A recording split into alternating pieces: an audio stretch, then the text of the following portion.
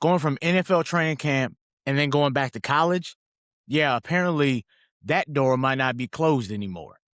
Plus, we got plenty to talk about the Raw, SmackDown, NXT. You already know, I got some opinions. And next Sunday, Bishop's Breakdown is heading to Comerica Park as the Tigers take on the defending world champions, the LA Dodgers. We got football, baseball, wrestling, and a whole lot more to break down. This is Bishop's Breakdown, episode 43, so let's get to it.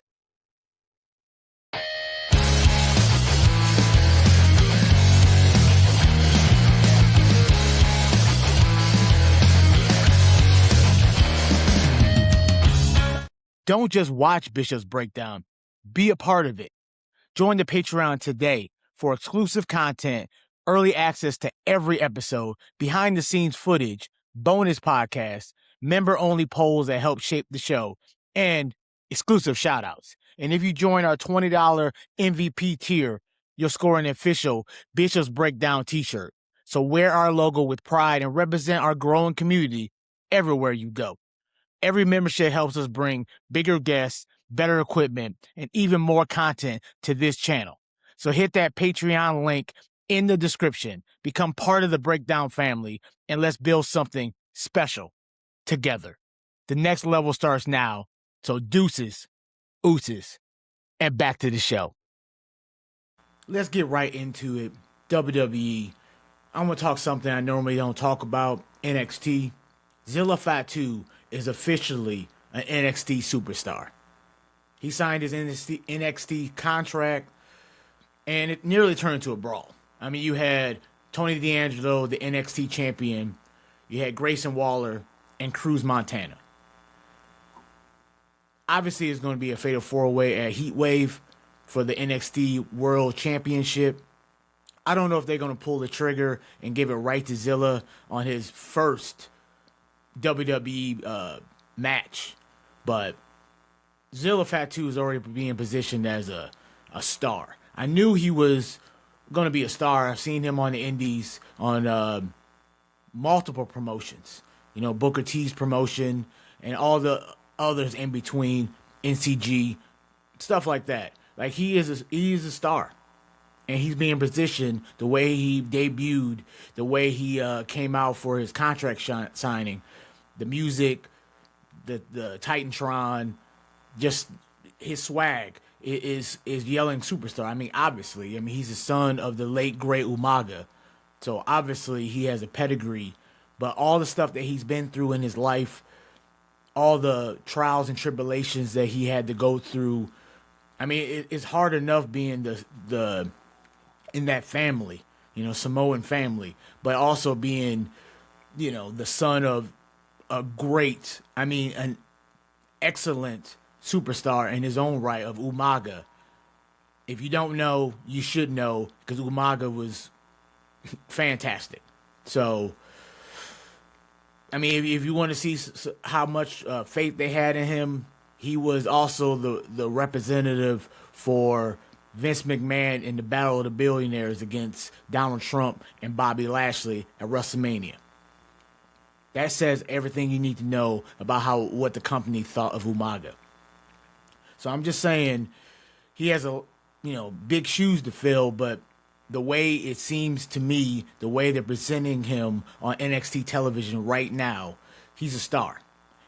You know, I mean, obviously, you know, everyone's just assumed that he was going to go right to the main roster and join the Bloodline, because that is front and foremost everything that's on WWE television, on Raw, SmackDown, all the things. Every PLE got some type of Bloodline things on it. But I like the fact that they put him in NXT and letting him, you know, get his feet wet. Let him be introduced to the mainstream audience that might not know Zilla Fatu, you know, because not everybody watches the indies. Not everybody scours the internet for any kind of content that's wrestling related like I do. So, obviously, you know, he's the top of the card, but he doesn't necessarily need to win the NXT Championship right now to be a big deal. He can go out there and do his thing and show the world what he has to offer and then maybe let him have the NXT Championship. But again, it wouldn't surprise me if he wins and becomes the NXT champion at Heat Wave. I mean, who knows? This might be a way, like I said, to introduce him to the mainstream audience. And I would love to see Jacob Fatu versus Zilla Fatu. Solo, Sikoa versus Zilla Fatu. I mean, they both do the Samoan spike, and that would be who has the better spike, Solo or Zilla. So that is multitudes of possibilities that they don't need to rush and have years, and I mean years, of storyline and just let Zilla naturally progress to get a better seasoning of the WWE style. You know, the TV style, the way you need to be positioned in the ring, the way you need to cut your promos, the way you need to do all the things, because you're not just going for the studio audience, you're going for the television audience, and you have to present yourself in such a way to make it look really good on television. A lot of people can't do that right away, and they need to be taught, they need to get practice, they need to get reps, because without the house shows that they used to be, 4 or 5 times a week, and they just do television and PLEs, and sometimes they'll have those European tours or Mexican tours or whatever tours that they're going to have, and they have 1 or 2 shows during the week. It's not like it used to be, not even like 5 to 10 years ago. So these things, they use NXT to do these things so they can, not flub the bed and come out on the main roster, and the audience is brutal. If you mess up way too many times on television, people are going to get tired and just move on to the next shiny object, and all of a sudden Zilla Fatu is just a nobody. And they don't need to be doing that with him. So I think this title picture with Tony D'Angelo, Grayson Waller, Cruz Montana, and now Zilla Fatu, that could make sure that people are, eating for decades to come with this rivalry right here to build Zilla up, build Montana up, build, Tony D'Angelo before he inevitably will go to Raw or SmackDown, because that's where it's going to go. Not sure what they're going to do with Grayson Waller, but I like his, fourth wall breaking and doing these little promos to say, I know these things, and I'll say these things. I'm not going to be the usual and say this is pipe bomb, but close enough, right? Close enough. But Heat Wave, August 30th, so that's next Sunday. It'll be interesting what they do and what the outcome of this match will be, and what will happen going forward on NXT television. And I'll keep tuning in and letting y'all know my opinions and my thoughts. So let's go right to Friday Night SmackDown. Sami Zayn lost it. I mean, I knew it was coming. I knew this match wasn't going to be clean right down the middle. I knew Sami Zayn was going to stick his nose into their business and their match. And that's what he did. CM Punk versus Kevin Owens for the undisputed WWE Championship did not end clean as everyone assumed it was going to do. Not me. I wasn't one of those. I knew Sami Zayn was going to interfere. I thought he was going to interfere and help Owens win, and then build to Sami Zayn versus Kevin Owens for the WWE Undisputed Championship. But clearly he tried to help, and KO trying to be, the good guy and not take the easy way out. And Sami Zayn said, well, screw you then. And he hit him in the belt, and Punk, GTS, 1, 2, 3. Kevin Owens is a loser. Punk retains his championship, and Sami Zayn take out both of them and standing tall. So triple threat.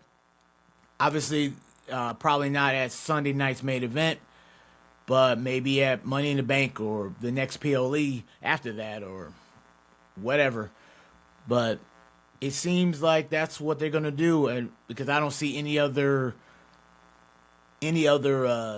title contentions unless they do Randy Orton beats Cody Rhodes at Sunday night's main event, and it'll be Randy Orton versus CM Punk for the WWE Undisputed Championship, and then that's their main event title picture matchup and storyline feuds, and then Kevin Owens and Sami Zayn will just fight amongst each other until whoever comes out on top goes back to the main event title picture. I mean, is Sami Zayn a heel now? Does it seem kind of weird that Kevin Owens didn't want to cheat to win WWE Championship?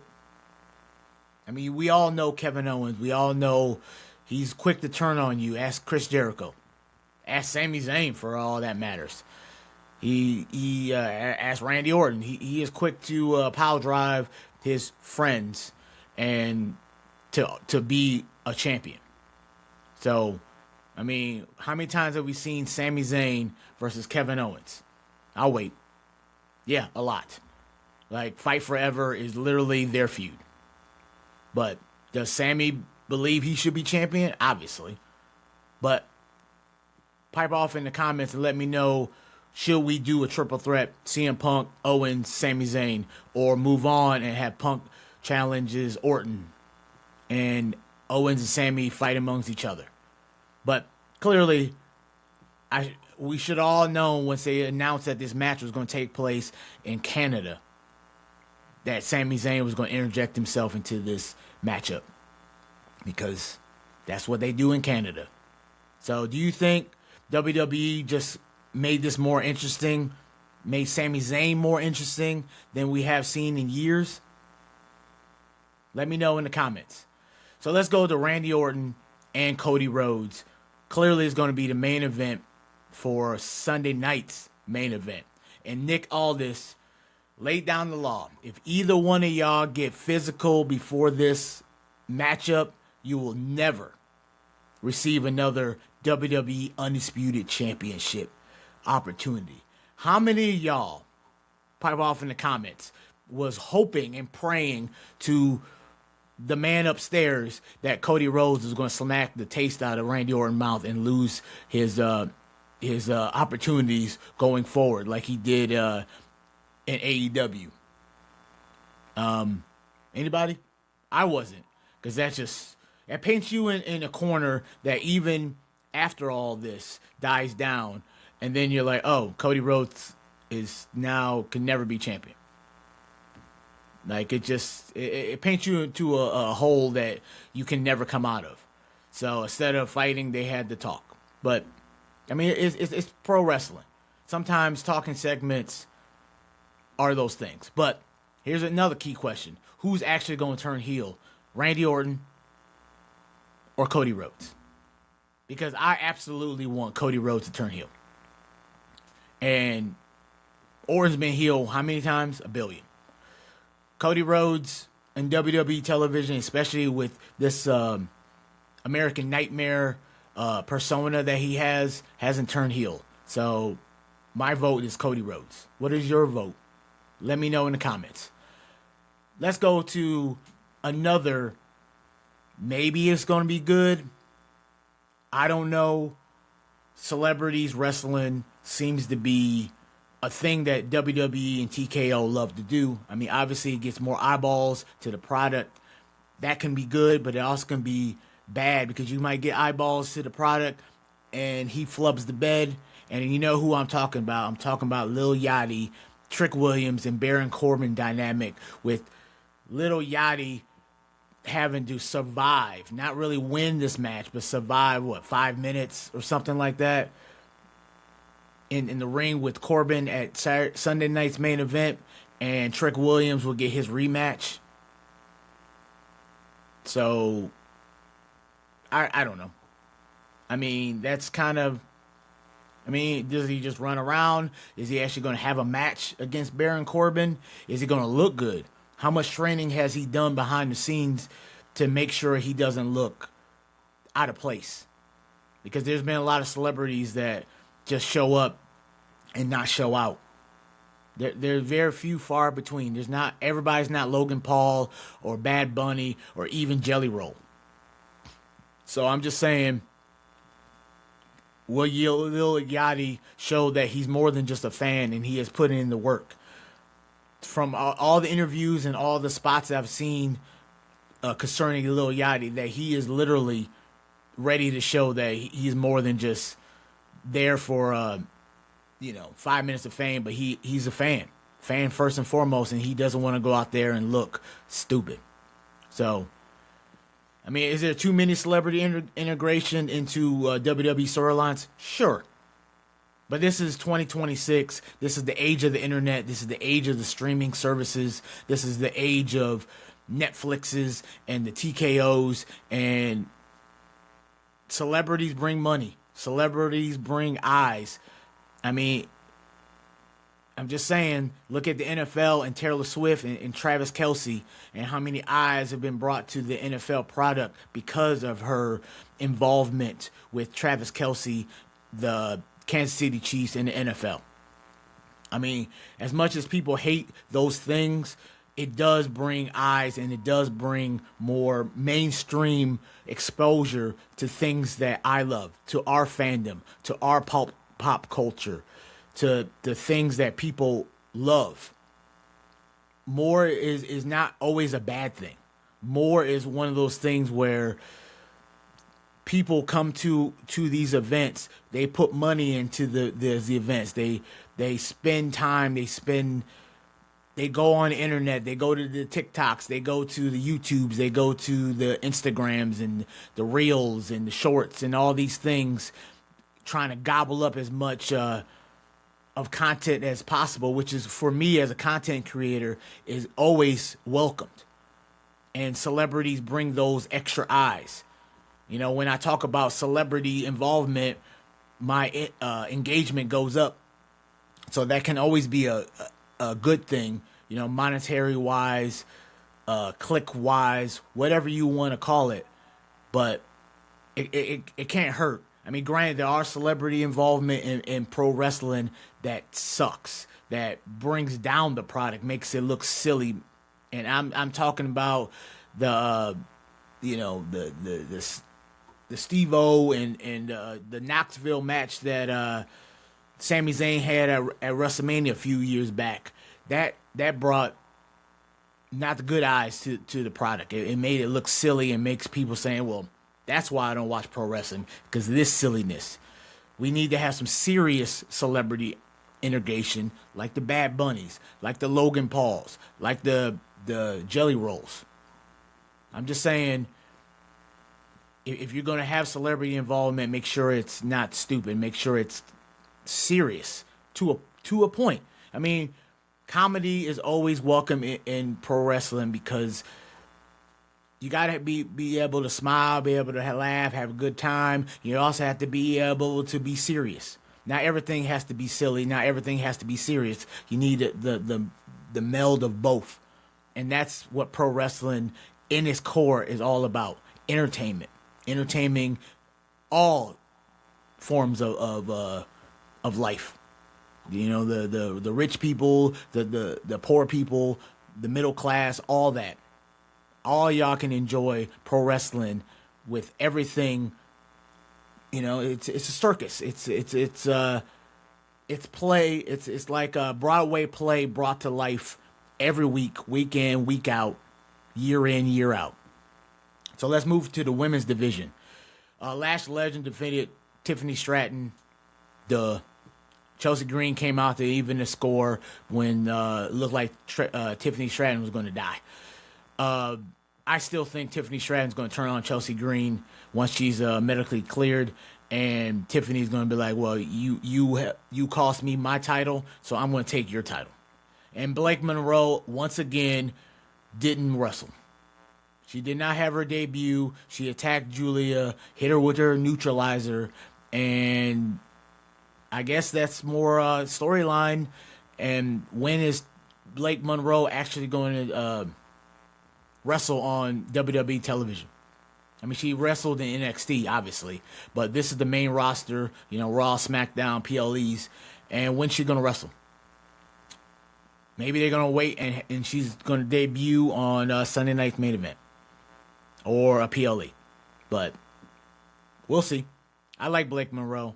Mariah May of AEW fame, her feud with Toni Storm was peak cinema, chef's kiss, all that. If you don't believe me, shoot over to YouTube and type in Mariah May, Tony Storm feud, AEW, and you'll understand why I'm so high up on Blake Monroe.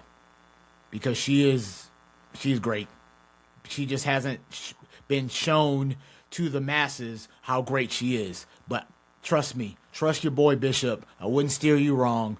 But Mariah May, a.k.a. Blake Monroe, is the truth. And could be not one of the greatest women on the roster right now, but the top woman on this roster.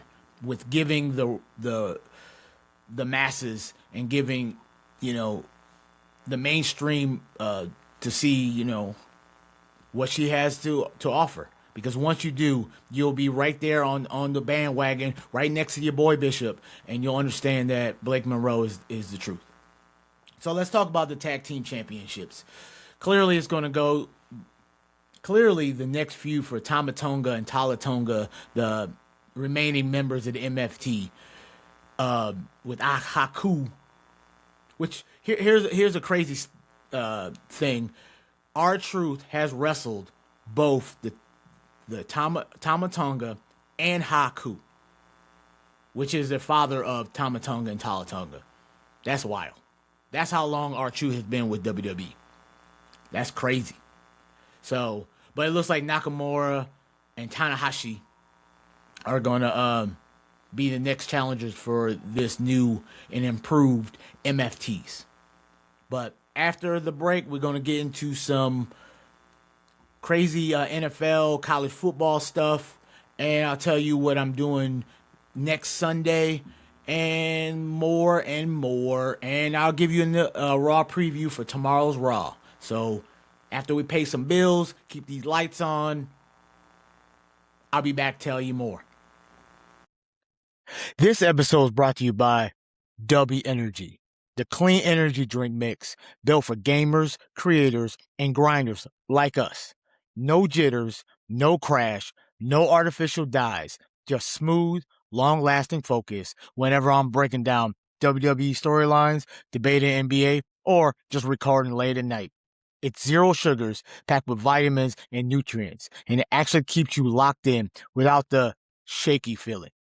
Head to w.gg and use code Bishop's Breakdown at checkout and save 10%. So level up your energy and let's get back to the breakdown. And thanks for supporting the show. Well, that sure sounds like a great deal. I'm just saying, I might be biased because I was the one saying it, but don't forget to check out our Patreon, check out W Energy to save 15%, giving you using my code at checkout. You know how we do it, trying to save you money and helping me keep these lights on and stay doing the breakdown for you and definitely you over there. But let's get right into this craziness that if you would have told me a few years ago, I would have said no way in heck. But a Louisiana judge granted temporary relief to a group of former college players, including players who have already been on NFL rosters, attending NFL training camps, and in some cases, right, appeared in preseason games. Under that order, the NCAA can't declare these covered players ineligible merely because they signed a professional or an agent contract or participated in a professional event. So here's the wild part. To actually return to college, the covered players must terminate their professional contract before playing a college game and return any money they may have earned under said contracts. So in a sense, they have signed NFL contracts, they got paid, they'll take that money, give it back to their team, and then go back because they've been cut or whatever, or don't think they're going to make a team, and then go back to college to finish out their eligibility and then try again. So it's kind of like a mulligan, so to speak. So imagine going to NFL training camp, playing in the preseason, getting cut, and then instead of saying, dang, my football career is officially over, you can just go back to college. You can just be like, hey, Michigan, Ohio State, whoever you play for, prior to signing with the NFL team. You can just say, "You got a spot for me? Sure. All right, I'll be back." And then play college ball again for another year or two, and then try your luck back on the NFL draft, or trying your luck on tryouts and make another practice squad or maybe a team. So once you declare, sign professionally, participate in the NFL, shouldn't that decision be final? Or should players be allowed back as long as they still fall under the eligibility rule? Like, what do you think? Do you think they should be able to do that, or should it be over? Because it used to be you sign with an agent, your college career is over, regardless if you get drafted or not. But it seems like the possibilities to be able to go back to college is happening. So what's to stop a player to basically go back to college after they get more experience in training camp or preseason games and are that much better? And now these college teams are stacked, because now they don't have potential NFL players. They have literally NFL players on their team. And a new court, like I said, the new court ruling has opened this door for certain players who have already been through this, who already been to preseason game, to potentially come back to the NFL. So just imagine being an NFL rookie. You get cut, but you still have a year or two under your belt of college eligibility. Should you be allowed to go back to school and play? Or should it be, once you turn pro, that door is closed permanently? Like, too bad, so sad, but you signed on the dotted line and said, I am done with college ball and I want to see where this pro stuff is going. So it should be done, right? It should be, too bad, so sad, you tried and it didn't work out, because not everybody is good enough to be in the pros. And that's why it's the pros, that you have to be a certain talent pool to be able to play in the NFL. Not everybody should be able to play in the NFL. Not everybody should be able to play in the NBA. Just like not everybody should be able to play Division I college ball. Because then it watered down the product, and you see a few teams up here on the high totem of great, NFL-like college teams, and then you have the bottom feeders with players that shouldn't be playing Division I, and you'll see it on Saturday, and you'll understand when you see these blowouts with the top teams playing these cupcake games. So I don't see how a judge should be able to tell these players, yeah, you made a mistake and you shouldn't have left college early, but we'll forgive you and you can go back. I know you played 2 or 3 preseason games, but we didn't see that. Nah. Like, let me know in the comments what you think about this craziness, because this is getting ridiculous. I know it's all about the money, and I know these NIL deals have made things blurry. It's not black and white. It's in between, and when millions of dollars are on the line, anything's possible. And clearly, if you haven't seen the judges, especially the judge in Louisiana, saying, well, they can go back. So what do you think? I think it should be, if you sign on the dotted line, you got an agent, you went to training camp, you got drafted, you do all these things that a professional athlete, and at the end of the day, when all the cuts come out and you didn't make the NFL team, you shouldn't be able to say, well, I tried, so please. It's like leaving your wife for your side piece, and your side piece saying, well, I don't want you. And then you go back to your wife and be like, well, my bad. I them are jokes, and I was just playing with you. That's not how it works. That's not how life works. So it shouldn't be able to give you a mulligan and you get to go back to your college team because you made a mistake and went out early. That's on you. You have to.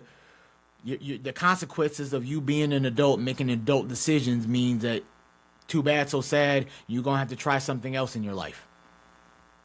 I'm sorry, but that's the way the world should be able to work, and it shouldn't be able to give you a way out. I'm sorry. That's how things are.